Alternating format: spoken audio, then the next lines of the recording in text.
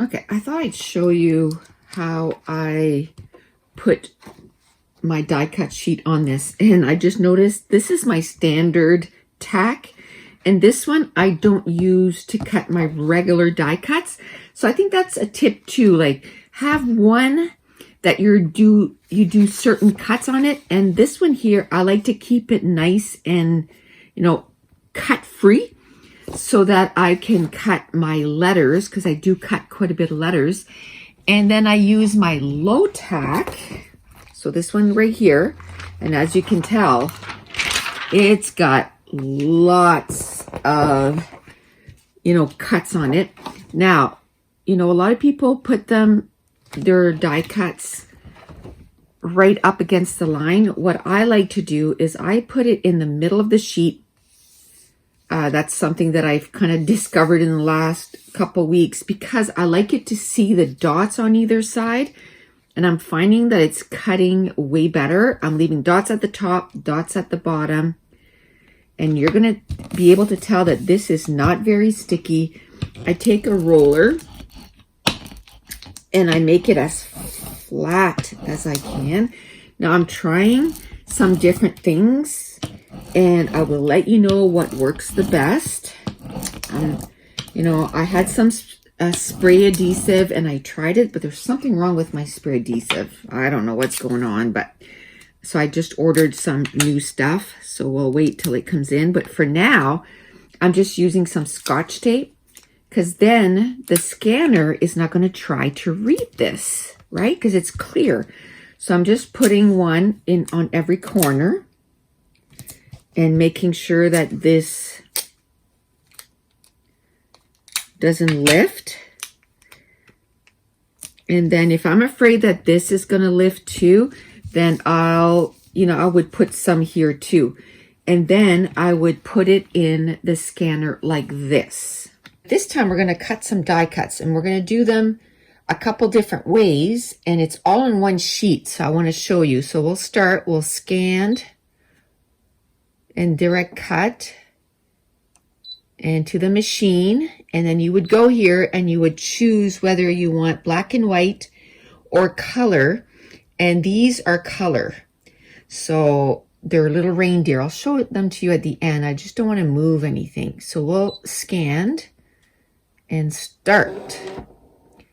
I'm just making sure I have enough room everywhere so the mat can go in behind and in the front. And one thing I thought was cool is there's 3 different sizes of snow globes on this sheet. Can you see there's a size up here, middle, and small. So we're going to divide them into 3. So we'll do the bigger ones first. So there's 2 rows of the bigger ones. So that's all we will use.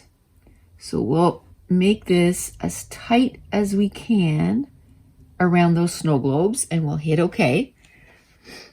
Now I've been playing with my machine for a little bit, so I've learned a few more extra things, which is cool.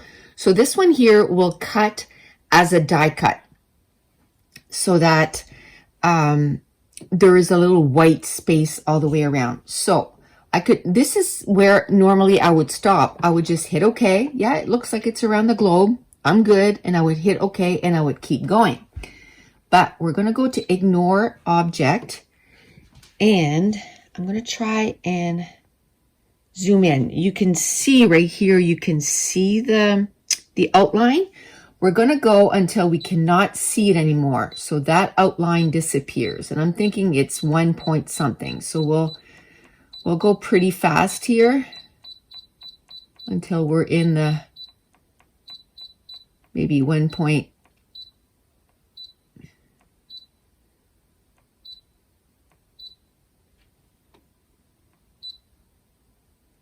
Okay, it should disappear soon.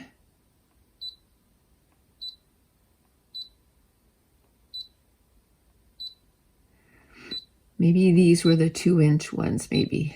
Let me see. See, I'm not head like straight in with them, so it's hard for me to see They might have already disappeared and I can't tell. Yeah, they've already disappeared.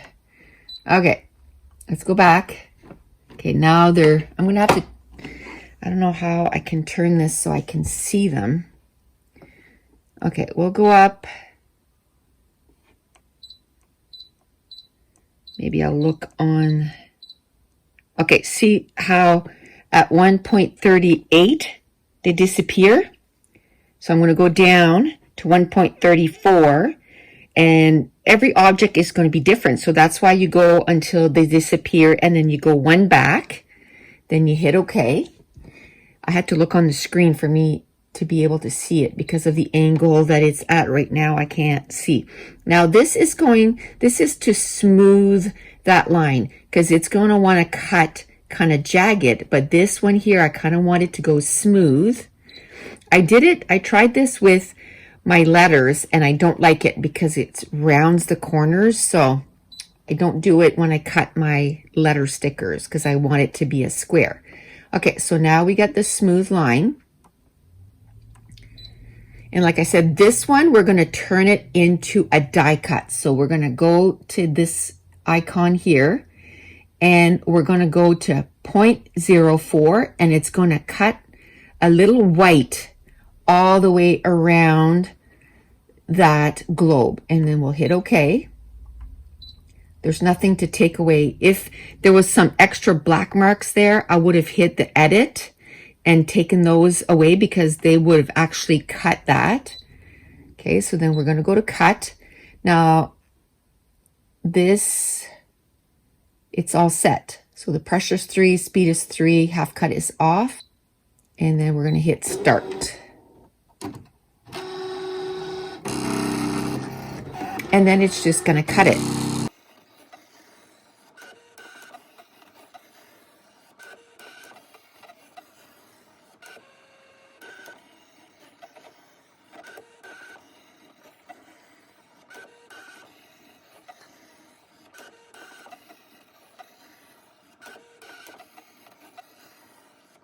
Okay, so that first section is cut. And what's great is, yes, I've cut the first section, but I don't need to move the mat. What I need to do is just go back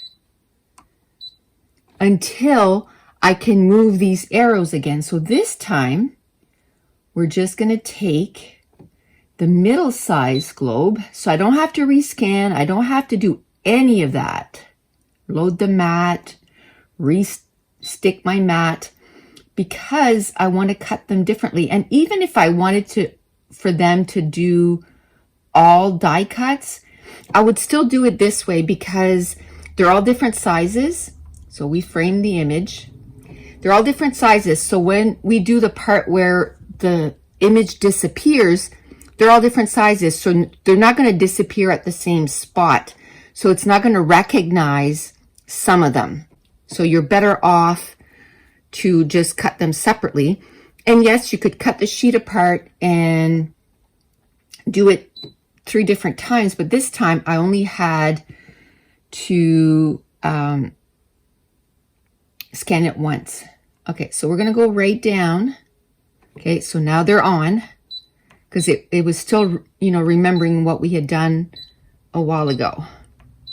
So last time was 1.34. These are way smaller. So they're going to disappear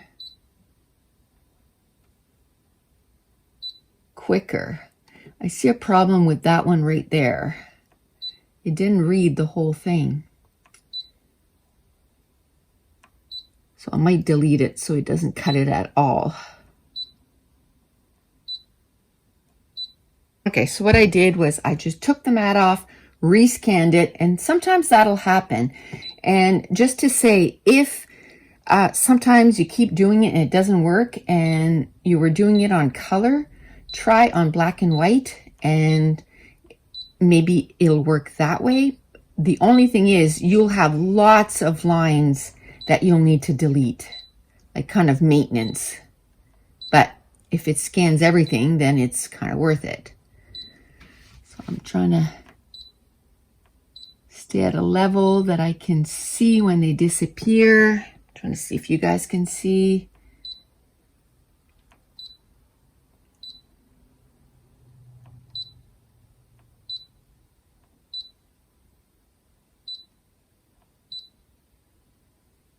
they disappear there? There, they disappeared. So we go back one. No, right there. They're all, you can see them all right there. So, okay. Like I said, it's really hard when you're not face on. So I'm going to smooth the line. And then it's going to do its thing. And then we'll say, okay. And this is where if you had any lines that you could see there, you would edit and you could delete the ones that you don't want. But there's nothing like that right now. So this one here, the last one we went here and brought this up so it would have an outline. This time I'm not going to do that because I wanted to cut basically directly on the black line. And the reason I would want to do this is because I like to put some glossy accent and some microglaze on these and turn them into, you know, it looks like a snow globe. So that'll be at the end of the video where I do that to these embellishments. So let's just hit cut and we'll start. So it's not even going to try and cut the first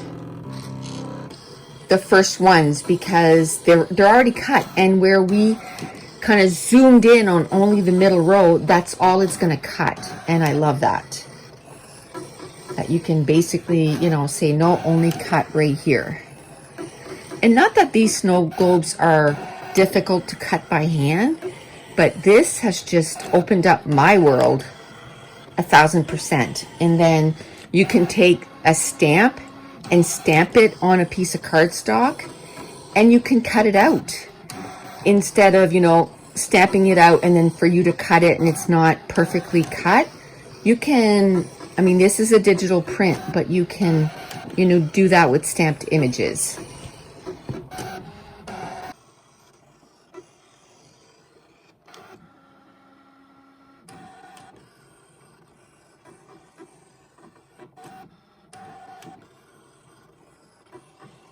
It's pretty quiet. Okay, so now I have everything cut. Another thing I changed is instead of the painter's tape, which was kind of a pain in the butt, I thought it'd be good to have some tape that was transparent. So Scotch tape, it rips apart the paper, but it doesn't matter because you throw this out anyway. So the paper just comes right off the tray, as you can see. So let me take that off, and then I'll show you. These are the first ones that we cut, and we wanted to leave like a border around so it looks like a die cut.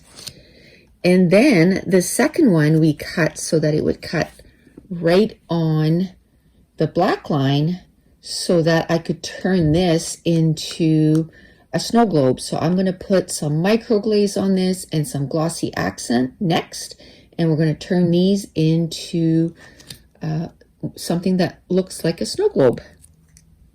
Okay, so these are the ones I did today. So like a die cut or this that I'm going to turn into a snow globe. I just want to show you, these were kind of my practice runs. So I did these also. So this is like the die cut, and this is like the one I'm going to turn into a snow globe. So the first thing I'm going to do, I'm going to add some microglaze by Judikins, and this, it says applies sparingly over artwork for smudge resistant waterproof finish and can be buffed to a gloss, protects inks, dyes, paints, acrylics, watercolors, and inkjet printing, which this is what that is. So by putting this on, what I'm doing is making it, one, I find the colors really pop once I do this. And then when I put the glossy accent on it, it prevents it from smudging. I'm going to do a bigger one too. I might not put the glossy accent on this one because I'm running low. I've been doing tons tons of these snow globes because I think they're just stinking adorable. And I only had one good glossy accent, and I'm almost out. Okay, normally I would let this dry for a bit, but I'm just gonna go for it. But normally I would leave it alone for like an hour or two, just kind of let it do its thing. Okay, I'm gonna need to get another pin because that one is got too much glue on it. I've been using it a lot, so I'm just gonna unplug this just like that. Is that the one? Oh, this is the one I did. And you can feel that coating. So now what I'm going to do is just add, you know, generous enough coating of glossy accents.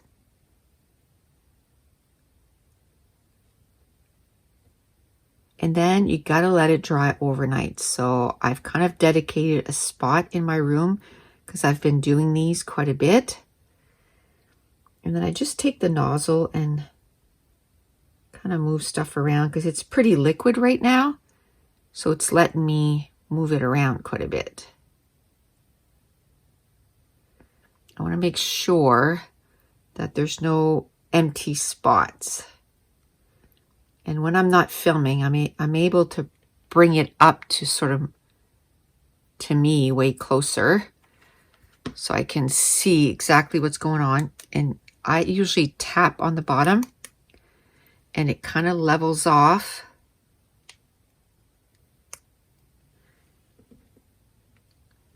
The glossy accent. And then you can also take the pin and bring it right to the edge. Right to the edge.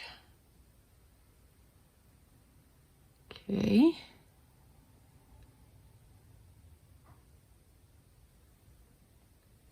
Okay. Now I'm going to let that sit for like 12 hours, 13 hours, and then that'll be ready. But I'll just bring in some that I did before. Now I'll show you some before I started using that Judikins, and you can tell that it's kind of the colors are kind of smudging. If I didn't throw it away, let me see. Was it this one? Yeah, can you tell like there's kind of a halo around? I mean, that's kind of cool in itself, but the ink was kind of smudging. But then once I started doing that, like this one here, I didn't put a very thick coat of glossy accent, and that's awesome too. And it really looks like a little snow globe. I just love it. So altogether we have, that one's wet, I don't want to touch it. So we have in our store right now, we have the little deer. We have, see, this is another one that I didn't use the microglaze because it's kind of seeping.